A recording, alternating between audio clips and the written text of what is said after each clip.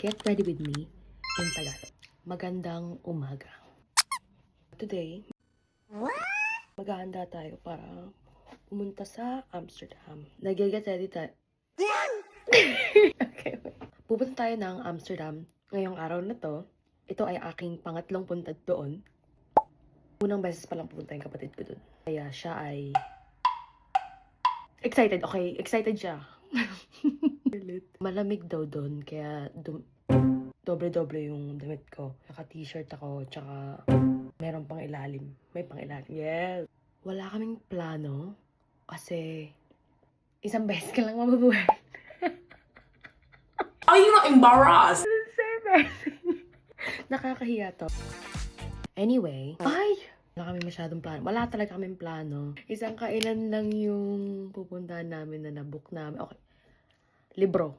Ayoko na, nakakahiya. Ipapost ko pa po. Pasensya na po kayo. Tapos na ang aking kilay. Ngayon naman tayo ay maglalagay ng... Natapusin ko na tong get ready with me. Kasi walang kwenta na lahat ng sinabi ko. Okay.